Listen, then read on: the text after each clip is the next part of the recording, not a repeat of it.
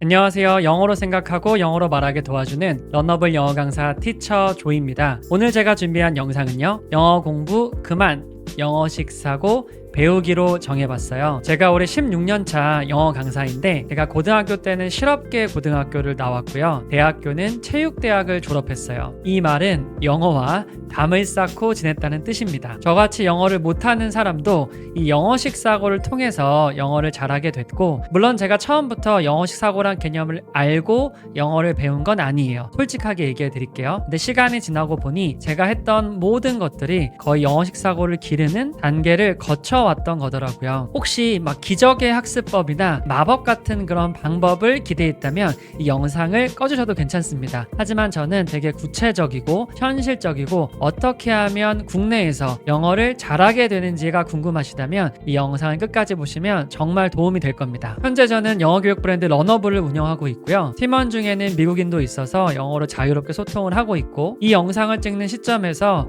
제가 최근 2년 동안 전 세계를 돌아다니며 영어를 소통하며 지냈거든요. 이 모든 게 가능했던 이유가 영어식 사고를 깨우쳤기 때문입니다. 이 영어식 사고에 대해서 자세히 한번 알아보고 구체적으로 기르는 방법까지 알려드릴게요. 그러면 되게 궁금하실 거예요. 도대체 영어식 사고가 뭐냐? 아주 쉽게 정의하면 영어로 생각하고 영어로 말하는 겁니다. 이 설명이 뭔가 애매하고 손에 잡힐 듯 말 듯 하죠. 그래서 제가 한번 정의를 내려봤는데, 네이티브, 여기서 네이티브는 영어권 원어민을 말하는 거고요. 특정 상황에서 가장 먼저 떠올리는 영어를 영어식 사고라고 제가 정의해봤어요. 예를 들어, 나는 산책을 별로 안 좋아하는 편이야, 이런 말을 쓴다고 가정해 봅시다. 이런 특정 상황이 잡혔죠. 여기서 영어권 원어민은 보통 어떻게 말을 할까요? 나는이 영어로 볼까? 산책이 영어로 볼까? 편이야가 영어로 볼까? 이렇게 단어로 사고하면 이게 바로 전형적인 시험 영어에 기반한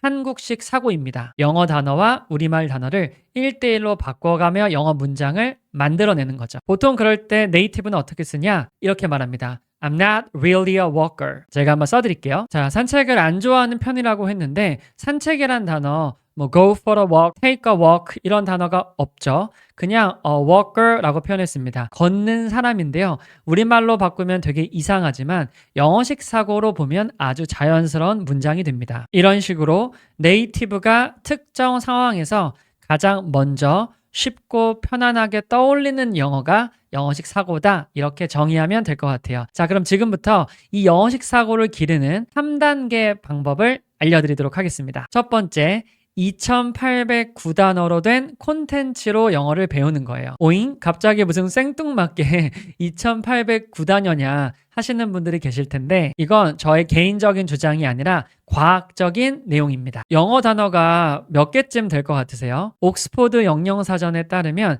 약 60만 개라고 해요. 어마어마한 단어 개수죠. 영국, 호주, 미국, 캐나다 같은 영어권 국가에서 나고 자란 사람이 대학교까지 교육을 마쳤을 때 평균 약 3만 개에서 5만 개 정도를 안다고 해요. 자, 그러면 여기서 함정이 있는데, 나도 교육받은 영어권 원어민처럼 말을 하려면 이 정도의 단어는 필요하겠구나 라고 생각하겠지만 사실 그렇지가 않습니다. 2809단어면 충분한데요. 자, 왜 그러냐? 일반 영어 문장의 92%를 차지하는 게 바로 2809단어인 거예요. 생각보다 적죠. 이거는 신문, 잡지, 난픽션, 라디오, TV 등 여러 가지 우리가 일상에서 접하는 영어 콘텐츠를 연구한 겁니다. 약 2억 7천 개의 단어를 조사했다고 하는데요. 그 중에 92%를 차지하는 게 겨우 2809단어였다는 거예요. 자, 그러면 또 시험 영어에 중독된 우리들은 2809단어의 리스트를 뽑아서 이미 인터넷에 올라와 있습니다. 무료로요. 그거를 달달달 외울 것 같지만 그럴 수는 없습니다. 왜냐하면 영어에는 하나의 단어에 여러 뜻이 있고요. 그리고 이런 2809단어가 합쳐져서 새로운 뜻을 많이 만들어내기도 해요. 그런 걸 구동사라고 하는데, 자세한 내용은 위에서 한번 참고해 보시고요. 즉, 영어식 사고를 기르려면 어려운 단어, 처음 보는 단어, 새로운 단어를 먼저 공부하지 마시고 내가 이미 알고 있는 단어를 다시 보는 것부터 시작하셔야 됩니다. 2809단어는요, 중학교, 고등학교 정도 수준의 단어예요. 그러니 학교에서 영어를 배우셨다면 누구나 알 법한 단어들입니다. 그런데 이 단어의 새로운 뜻이나 새로운 조합, 그리고 내가 직접 쓰는 거에는 아직 미숙할 거예요. 그래서 2809단어로 된 컨텐츠를 먼저 접하는 게 영어식 사고를 기르는 1단계입니다. 예를 들어 볼게요. 음료 안 시켜도 되나요? 라고 물어봤어요. 카페에서 친구와 대화를 하는 상황입니다. 내가 먼저 카페에 와서 전 음료를 시켰고요. 친구는 방금 전에 카페에 갔다 와서 음료를 안 시킨대요. 그러니까 잠깐 있다가 나가려고 하는 거니까요. 자, 그럴 때 제가 물어보는 겁니다. 야, 너 진짜 주문 안 해도 괜찮아? 라고 할 때 어떻게 쓸까요? Are you sure you don't wanna order any drinks? 이렇게 쓸 것 같지만 실제 영어식 사고로 아는 단어로 바꾸면 nothing for you 이렇게 쓰는 겁니다. 되게 쉽고 간단하죠. 이런 단어의 뜻을 먼저 접하는 게 중요하고요. 또 하나 예를 들면 우리 take란 단어의 뜻이 몇 개 있을 것 같으세요? 네이버의 사전을 찾아보니까 총 42가지가 있다고 해요. 엄청나게 뜻이 많죠. 그러면 이 42가지 뜻을 언제 다 외우냐 라고 스트레스와 압박을 받을 수도 있겠지만 한번 프레임을 바꿔보세요. 그럼 어떻게 돼요? 아, 테이크 하나만 알면 42가지 상황을 꽁으로 먹을 수 있네. 개꿀이다. 이렇게 생각할 수 있지 않을까요? 그래서 여기서 제가 정의를 내려드릴게요. 지금부터 새로운 단어의 새로운 뜻이 아닌 아는 단어의 새로운 뜻을 먼저 배우셔야 합니다. 그게 제가 방금 말했던 2809단어로 된 콘텐츠이고요. 절대 내가 처음 본 단어 그런 거에 혹하지 마세요. 영어 공부하는 느낌은 들겠지만 실제 영어식 사고를 기를 수는 없습니다. 정리하면 2809개 단어로 된 양질의 영어 콘텐츠를 접해라. 이렇게 정리해 볼게요. 두 번째는 그럼 그 단어만 외우면 끝이냐 이렇게 생각할 수가 있을 것 같아요. 아닙니다. 다른 상황에서 여러 번 반복을 해야 해요. 이거를 저는 뭐라고 정의하냐면 다른 반복이라고 하는데 그냥 반복은 알겠는데 다른 반복은 뭐예요? 라는 의문점이 드실 거예요. 이건 뭐냐면 한 가지 단어나 한 가지 영어 표현을 여러 상황에서 만나는 겁니다. 그러면 언제 어떻게 쓰는지를 정확히 알게 되는 거예요. 예를 들어서 우리가 한 단어를 안다고 했을 때 처음 마주치잖아요. 그 단어를. 그럼 10%만 알게 되는 거예요. 이걸 게이지라고 생각해 보세요. 두 번째 만났을 때는 20% 알고 세 번째 만났을 때는 30% 알고 그렇게 10번을 만났을 때는 드디어 100%를 알게 돼서 내가 그걸 직접 쓸 수 있게 되는 겁니다. 그 단어와 급속도로 친해지는 거죠. 마치 한 단어를 새로운 사람을 사귄다고 생각을 해보세요. 처음부터 대뜸 그 사람의 막 키나 몸무게 물어볼 수 있어요? 주민등록번호 물어볼 수 있어요? 그럴 수 없죠. 그 사람과 서서히 여러 번 만남의 횟수를 늘리면서 친해지는 것 마냥 영어 단어와 표현도 마찬가지입니다. 자, 그렇게 되면은 여러 상황에서 같은 표현을 반복하잖아요. 그 결과 언제, 어디서, 어떻게 쓰는지를 누구보다 정확히 알게 됩니다. 그 상황에서 이게 툭툭 튀어나올 확률이 높아지겠죠. 그런 문장들이 바로 뭐다? 전부 다 영어식 사고 문장이 되는 거예요. 왜냐하면 그 표현을 딱 정확히 언제 쓸지를 알게 되면 당연히 원어민도 그 상황에서 그 단어 표현을 쓸 거 아니에요. 그렇게 상황이 겹치면서 내가 영어식 사고 문장을 떠오르고 쓸 수가 있게 변하는 겁니다. 자, 그러면 다른 상황이라는 게 구체적으로 뭐냐? 제가 지금부터 알려드릴게요. 첫 번째는 이렇게 한 문장으로 만나는 겁니다. 시중에 나와 있는 많은 패턴 책이나 영어 교재 혹은 유튜브의 강의들이 이렇게 많이 되어 있죠. 제가 알아서 할게요. 이거 어떻게 쓸까요? 영어식 사고 문장으로 풀면 I think I can figure it out 이렇게 썼습니다. figure out이라는 구동사인데 내가 무언가를 혼자서 이해하고 해결하고 알아내는 느낌이 바로 figure out이 되는 겁니다. 이렇게 하나 정도는 누구나 알 수 있죠. 근데 여기서 끝나면은 다른 상황에서의 반복이 아니라 그냥 한 문장의 패턴만 반복하는 겁니다. 자, 다음으로 어떻게 해야 되냐면 이번엔 대화문에서 반복해 보는 겁니다. 아까는 한 문장이었죠. Do you want me to help? 내가 도와줄까? 나의 도움이 필요하냐? 제가 앞에 문장을 잘라왔는데 소셜미디어에 새로운 그런 계정을 만드는 상황이에요. 내가 도와줄까 하니까 I think I can figure it out 이렇게 했습니다. 아니야, 내가 혼자 만들 수 있어. 내가 혼자 처리할 수 있어. 혼자 해결할 수 있어. 이렇게 쓰는 거네요. 아, 그러면 SNS 계정 만들 때 내가 혼자 하겠다라고 할 때도 figure out을 쓰는구나. 이렇게 단어와 10%, 20% 조금씩 친해지는 거예요. 여기서 끝이 아니겠죠. 또 반복을 해볼게요. 이번엔 세 문장으로 된 하나의 단락글이나 이야기가 되는 겁니다. I just bought a new air conditioner. 에어컨을 하나 샀나 보네요. I'm a little nervous to install it myself. 내가 혼자 설치하니까 조금 긴장되는 거죠. 아씨, 이거 어떻게 해야지? 막 벌써 설치하기 전부터 땀 흘리는 겁니다. But the website I bought it from said it's easy. 근데 다행히도 내가 에어컨을 구매했던 웹사이트에서 뭐라고 나와 있냐면 되게 설치가 쉽다 이렇게 나와 있어요. I think I can figure it out. 내가 혼자 해결할 수 있을 것 같다. 내가 설치할 수 있을 것 같다. 이렇게 하는 거죠. 이번에는 에어컨 같은 혹은 이케아 가구 같은 걸 복잡하게 설치해야 되잖아요. 그런 것들을 해결할 수 있을 때도 쓰네요. 조금씩 figure out과 친해지는 게 느껴지시나요? 소셜미디어 계정 만들 때 이런 에어컨 설치할 때 계속 친해지는 겁니다. 이렇게 제가 설명하도 좋겠지만 영어로 설명하는 건 어떨까요? 여기서 또 한 번의 반복이 필요합니다. 이거는 미국인 티처 케일라가 만든 내용인데요. When you figure something out, 무언가를 figure out 한다면 you finally understand someone or something.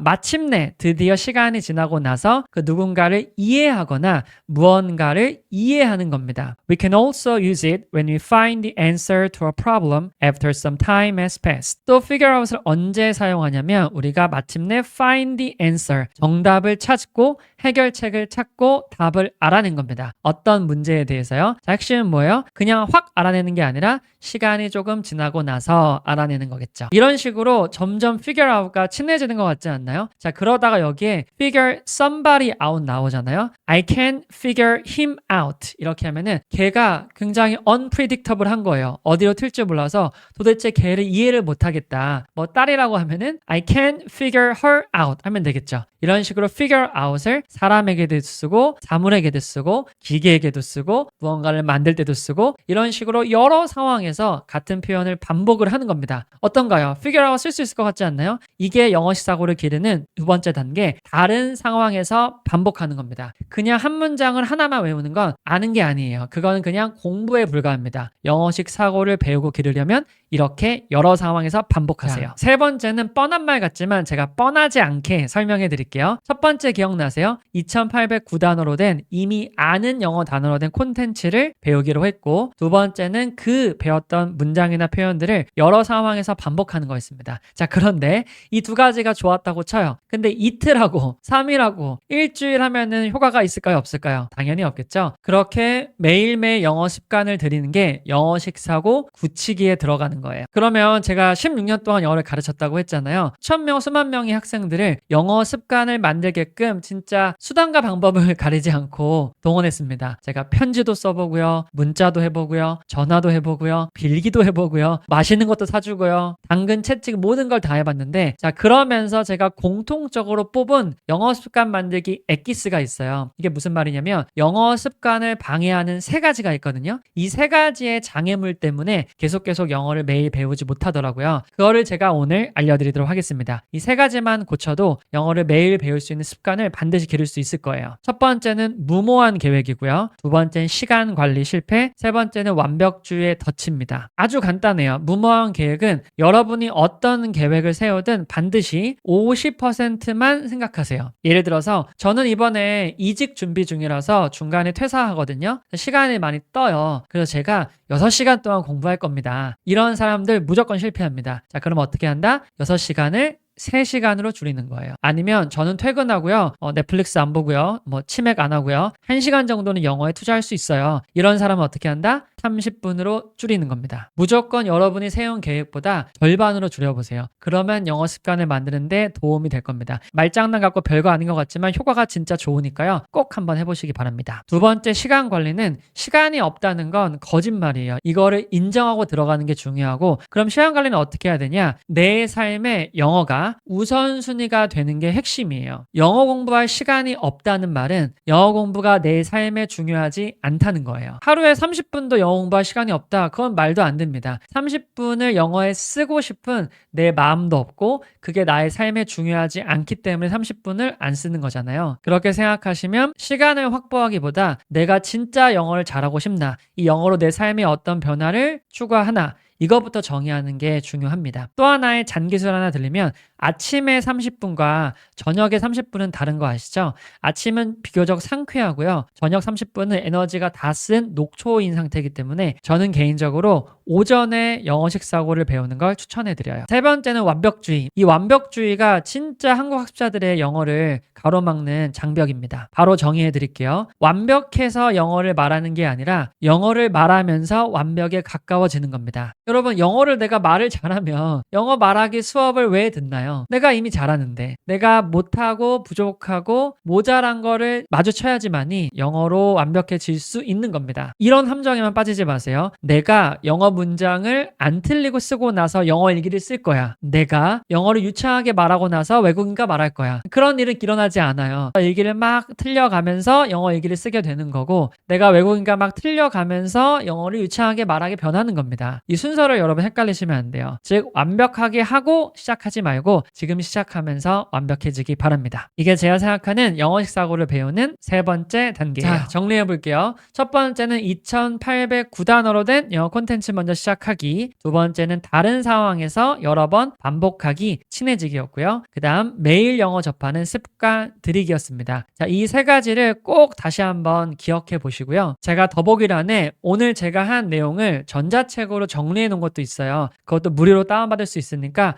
보셔가지고 오늘 제가 다룬 예문에 한 5배, 10배 예문을 추가해 놨거든요. 그것도 함께 챙겨가시기 바랍니다. 혹시나 제가 방금 말했던 걸 혼자 하다가 잘 안 되시는 분들은 제가 만든 프로그램이 있어요. 바로 영어식 사고 챌린지인데요. 매달 100명 가까이 저와 함께 영어식 사고를 배우고 기르고 훈련하고 있습니다. 아까 말했던 2809단어로 된 콘텐츠로 여러 상황을 반복하게 만들어서 이걸 매일매일 해서 영어 습관을 만드는 그런 챌린지예요. 아래 고정 댓글에 링크를 달아놨으니까 꼭 한번 확인해 보시고 필요하다면 이용해 보시기 바랍니다. 지금까지 영어로 생각하고 영어로 말하게 도와주는 러너블 영어 강사 티처 조였습니다. 여러분의 영어식 사고를 응원할게요. 감사합니다.